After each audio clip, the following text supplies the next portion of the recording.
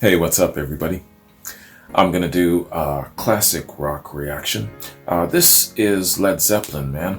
Led Zeppelin, Physical Graffiti, Side 4, and a song called Boogie with Stu. Led Zeppelin has been fantastic, man. Great journey that I'm on. The rabbit hole has so many damn dimensions.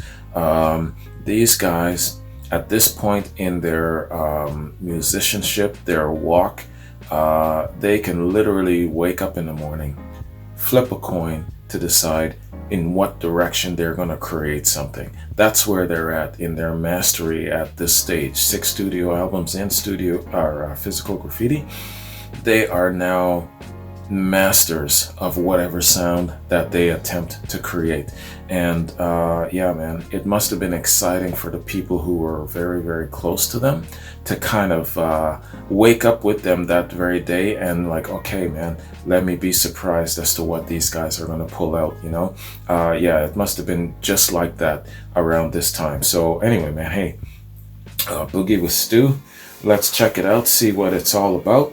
And I'm sure it's going to be something very unique and interesting by now, knowing Led Zeppelin. All right, man. Boogie with Stu. And Sean Patrick O'Brien. I am no damn tadpole. All right, man. Boogie with Stu. Let's get it.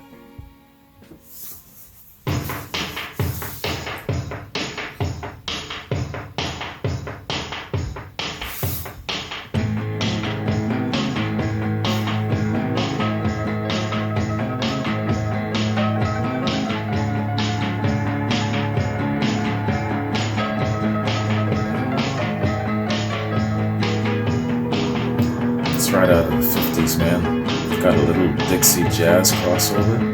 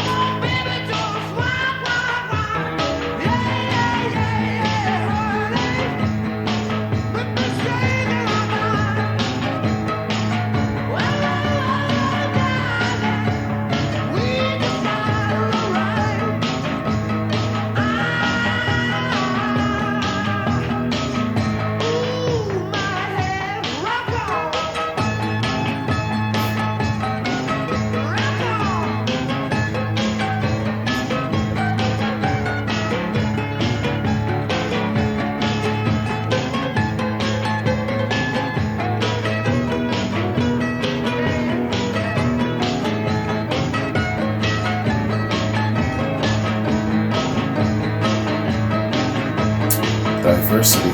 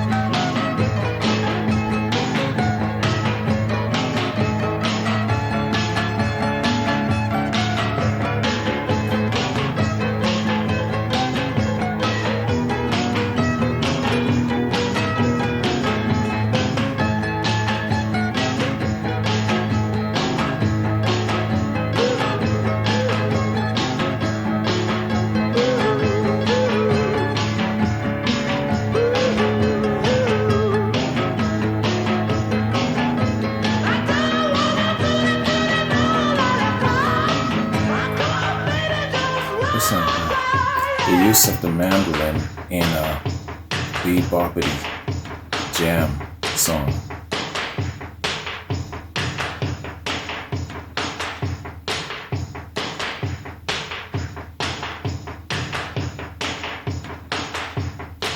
Nice.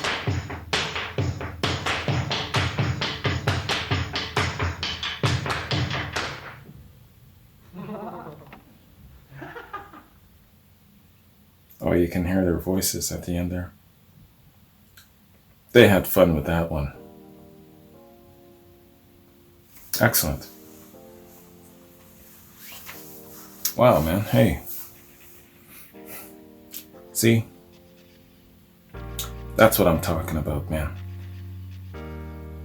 Variety, diversity, range. They can go in almost any direction that they choose. They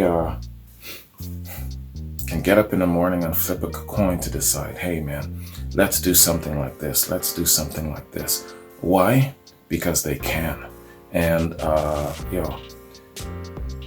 even though this song doesn't have thunder in it, it still has a unique Led Zeppelin signature to it. Obviously, it's wrapped around a lot of Plant's singing and his voice signature and his delivery, but it's also even in the musicianship, it's a lot more subtle than some of their thunderous signatures, but it's still there.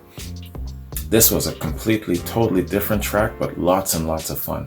And if you are a real hardcore Led Zeppelin fan expecting something thunderous and powerful, and then you hear this, you're going to be taken aback for a minute, but then you're going to sit and you're going to realize, hey, these guys have range. They've got diversity. They can do all manner of different things. You got to have an appreciation for the fact that, yeah, it's different, but it's still coming from a source of very, very talented musicians, creative musicians that can give you something totally different, and yet it can still be cool. What am I referring to? I'm referring to the Battle of Evermore.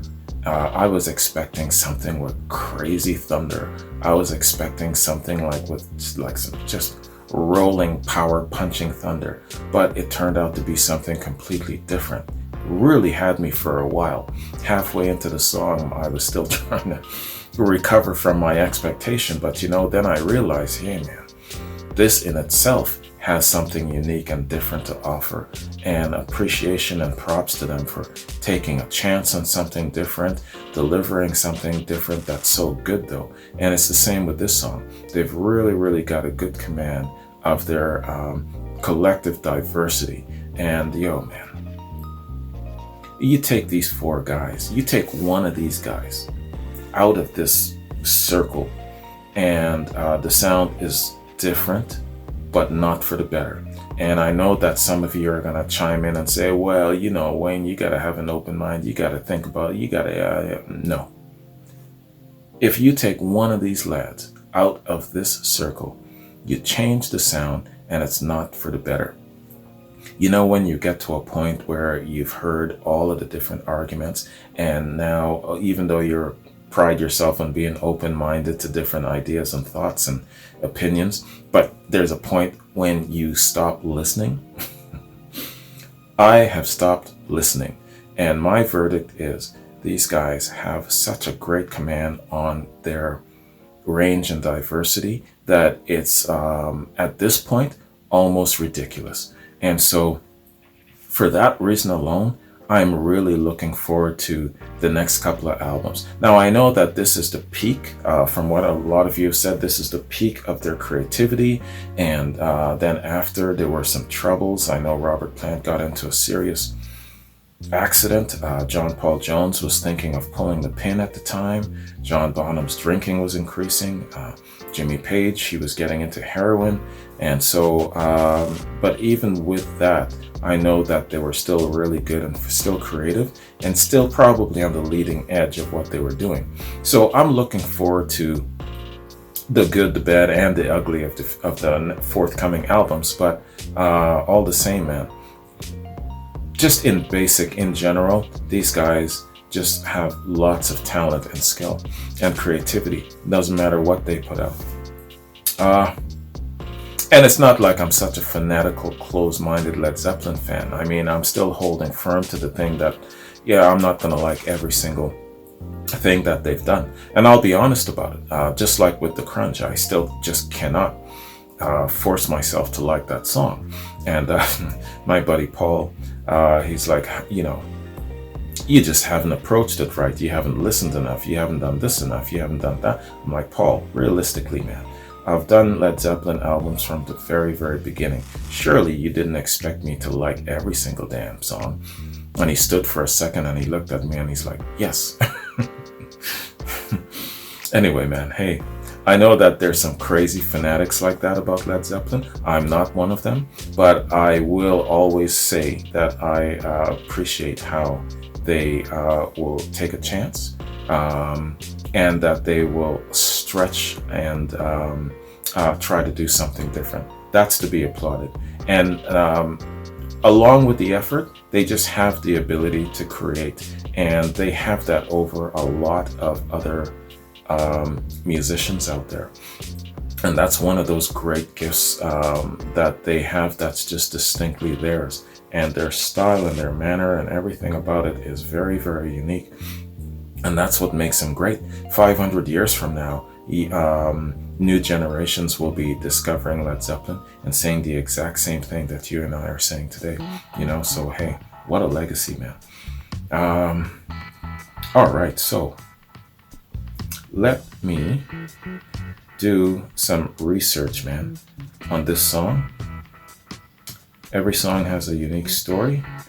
And okay, Boogie with Stu. It's not a lot. It's just a couple of short paragraphs, like 3 short paragraphs. So we'll roll with it, man. Boogie with Stu. Boogie with Stu was a jam session with Rolling Stone pianist Ian Stewart, based around the Ritchie Valens song, Ooh My Head. It was recorded in '71 at Headley Grange during the same session that produced Rock and Roll from the 4th album. Stu is Ian Stewart, the Rolling Stones road manager and piano player. The song was recorded when Led Zeppelin was set up in Headley Grange. They were using the Rolling Stones mobile recording unit, and Stu stopped in. There was an old piano in the main room that was slightly out of tune. Stu was playing it, and Jimmy Page was tuning his guitar to how the piano was out of tune. Tape was rolling, and everything was pretty much improvised, from Bonzo's drumming to the lyrics Plant was singing. Incredible. You see what I'm saying?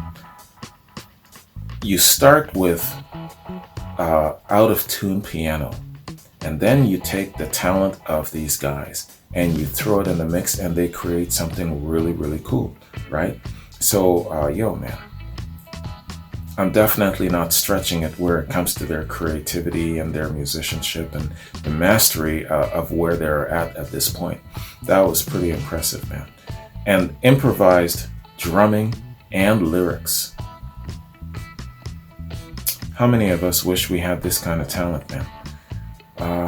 Stewart was considered the 6th Rolling Stone. Stone's manager, though, felt he didn't fit the image and kept him behind the scenes. Stewart died of a heart attack in 1985. This was recorded in '71, and it was used on Physical Graffiti to fill the double album. Lead singer Robert Plant played guitar, while guitarist Jimmy Page played mandolin. Okay.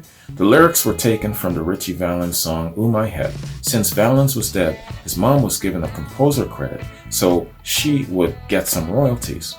That's why Mrs. Valens is listed on the album. The composer credit reads as follows: Page, Plant, Jones, Bonham, Ian Stewart, and Mrs. Valens. It did not credit Ritchie Valens or Bob Keane, instead crediting just Mrs. Valens. Eventually, a lawsuit was filed by Keane, and half of the award went to Valens' mother, although she was not part of the lawsuit itself. Okay, and that's all the information we've got about Boogie with Stu. Very, very interesting. Yeah, always a great story attached, or an interesting story rather, attached to songs and how they came about and how they were inspired. And of course, all of the drama and dynamics around the song as well. But from concept to getting it to us, there is always a story there for every single song, every single album. And I find that very interesting. Even in their good, bad, and ugly stages. This is obviously not one of the best stories about Led Zeppelin. And of course, I'm going to wade into a pool where there's lots and lots of sharks in it and pitfalls. So let me wade into this very, very, very carefully. Let's talk about Zeppelin's legal troubles. Hey man, the good, the bad, and the ugly. I've been told many times that Led Zeppelin, they are talented, yes. They're masters, yes. They've got all of this. They've done great for music and all of that sort of thing. Can't be denied. But they were not the tidiest in regards to legalities.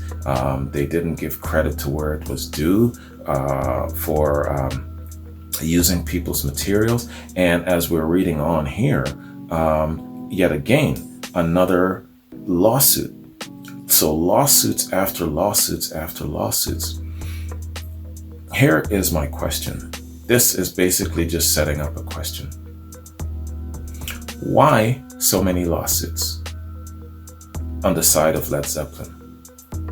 Let's go back in time as to the atmosphere back then. Was it just one of those things where it was just that, hey man, everybody was borrowing things and using other things, and because Led Zeppelin became so notable that's why these lawsuits came about? I'm guessing because they were really, really successful, a lot of lawsuits came about as a result of their success. People knew that, yeah man, they had the bank to roll. So if they're rolling that much and they borrowed some of my stuff, sure, I definitely want to cut. If they were basically just kind of like, maybe a B, C, or D grade band doing the same thing, maybe they might not have attracted these many legal troubles, these many lawsuits. Is that a fair assessment? But all the same, overall, one will argue it doesn't matter what grade of musicians they are. If you're using somebody's stuff, give them due credit. If it's not in the form of money, if you haven't made any money off of it, at least acknowledgement, at least something in a sense. And so that's probably where Led Zeppelin has fallen short. Maybe that's probably kind of like a dark lining about around their great rainbow, isn't it? So why so many lawsuits? Is it just that back then they were ignorant about laws of copyright? Or was it just because, hey man, everybody was doing it, so therefore we're going to do it too, it's not a big deal? But then they stood out because they were successful. Were they influenced by the take no prisoners, hard negotiating style of their manager, Peter Grant? He was a really, really hard-nosed negotiator type. And did they take this kind of attitude in their approach to music and dealing with things, and that might have kind of caused them to get into trouble? So I'm basically asking the question, why so many lawsuits? Why were they so sloppy? Why did they not give due credit? Was it because that they're just a bunch of scammers? Or was it because they were ignorant of laws? What is it? Now, I'm opening up a can of crazy ass worms here, and I'm going to ask you guys, when you are responding to this question, first off, keep your responses classy and respectable. Don't attack other people for their points of view. Don't get into a pissing contest in the comment sections. And on top of that, don't litter the comment sections with multiple page answers, that sort of thing. So keep it short, sweet, to the point, and classy and respectable. I'm just trying to learn things. So educate me here, but don't attack each other and don't get into a pissing contest, okay? We're all here because we love Led Zeppelin and we appreciate what they've done, but at the same time, we want to kind of learn everything we can about them. So down the road, we can say, yes, you know, we've learned and we've analyzed everything about these guys, the good, the bad, and the ugly, and we've learned from their success and from their mistakes and failures. So that's where I want to keep it. So keep it classy and respectable, okay? I'll be watching. And if there's somebody out there who is writing a damn novel, more than likely, I'll probably give you a warning that, hey, keep this short and sweet. If you are attacking somebody else, calling somebody names, or whatever the case is, I might even be encouraged to block your ass. So keep it classy. Just a warning. Anyway, that's my question, man. So educate me, because you're going to probably spare me hours and hours of research and reading. So if you're sitting on this kind of knowledge, educate me a bit. Why so many damn lawsuits? Why were they so sloppy? That's my question. All right, so let me scroll down to my notes here, man, and see where we're at. So I've got Pretzel Logic loaded to go. That is the third Steely Dan studio album, and I'll get on that very soon, probably as soon as tomorrow. The next Led Zeppelin song is called Black Country Woman, and you'll see that sometime in about 5 to 7 days. I do one reaction per week. So Black Country Woman is the next Zeppelin song coming up. And oh yes, okay. I also want to give you guys a shout out and a thank you very much, everybody collectively, for 20,000 subscribers. I'm about a day or two away from hitting that mark. So thanks very much, man. I appreciate that. 20,000 subscribers is quite an accomplishment. When I first started, and you've heard me probably tell this story many times, I was visualizing 10,000 subscribers, having a nice little contained grouping of people, and probably know almost everybody by name type of thing.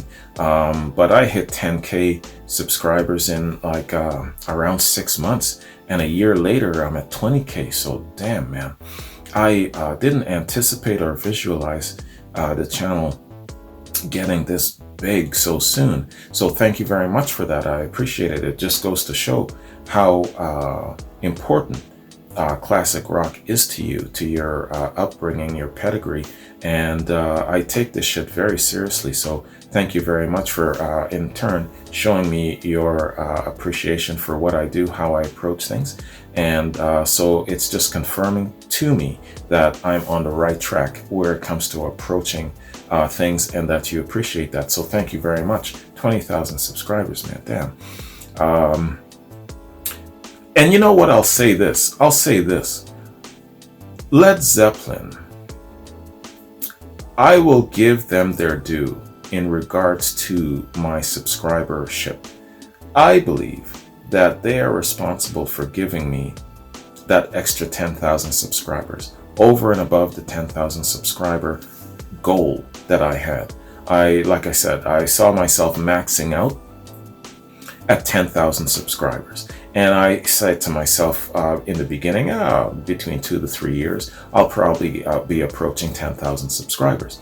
Not in a damn year, approaching 20,000 subscribers. So I would say, based on my discovery of Led Zeppelin early in my channel, getting smacked upside the head and then punched in the face and shaken up by them, and then starting with the Led Zeppelin chronology, song by song, album by album, I would say that decision to jump into the Led Zeppelin rabbit hole is why I'm at 20,000 subscribers now. Without Led Zeppelin in the mix of my reactions, I would probably be at 10,000 subscribers now, maybe. So I give Led Zeppelin props for expediting my growth so quickly to reach 20,000 subscribers. Hey, I've done a lot of reactions and that sort of thing, but there has not been such a great demand for any reaction, any body of reactions, as there has been for Led Zeppelin. And if I am late with a Led Zeppelin reaction, I'll hear about it. Some people have said, hey, you got to do more. You got to do more quickly. If you don't do more, I'm going to unsubscribe. So where it comes to Led Zeppelin, people are great fans or fanatical fans. And so I've learned this within the first couple of weeks after my initial Led Zeppelin reaction. And so now, a year later, 20,000 subscribers, I definitely give Led Zeppelin props and their due for giving me at least a minimum of 10,000 of those subscribers. So that's how I feel. Without Led Zeppelin in the mix of my reactions, I wouldn't be hitting 20,000 subscribers in a year. That's definitely where I'm at. So anyway, props to Led Zeppelin just for that. So yeah, moving along, man. I'm looking forward to finishing off Physical Graffiti. I'm guessing by the second week in December, and then starting on their next album after that. And sorry, I don't have the list in front of me. What is their next album after Physical Graffiti? Okay, I don't know. I'll have to look at their chronology, but I'm hoping to get into the next album and get at least 2 to 3 reactions into the next album before the end of the year. So, because I'm saying that only because I've got about a 3-week holiday over Christmas time coming up, and this time I don't have to do any of the cooking, I don't have to do any of the hosting, I don't have to do anything of that sort. I just got to go over to the relatives, sit, chill, drink lots of eggnog, lots of booze, and just relax and have a good time and do reactions. So I'm gonna have a lot of time to catch up and a lot of time to do my reactions. So that's why I'm talking that way. I should have at least 5 Led Zeppelin reactions done between now and the end of the year. That's my goal, and that's where I'm looking at. Unless things happen, I don't know, YouTube smacks me upside the head because I did something dumb, or maybe a couple of our legends pass and then I have to do tribute reactions. There's always something to interrupt your plan, but you have to make plans anyway. You know the saying, man, you make plans and God laughs. So, but anyway, you still got to make plans, man. So, and that's my goal. So that's my update and my forecast for what I'm going to be doing over the next couple of weeks, man. So thanks very much for joining me. Answer that question for me about Led Zeppelin, man. The good, the bad, and the ugly. Remember, why so many damn lawsuits? And that would be really, really interesting reads in the comment section for sure. And lots of education in regards to Led Zeppelin. That is one dimension, one area of Led Zeppelin that I just don't know, but I've heard so much about, that there's been some crazy lawsuits that have haunted them, and I want to know why. So answer that for me in a classy way. You guys have yourselves a good one, and I'll catch you in my next Led Zeppelin reaction. Peace.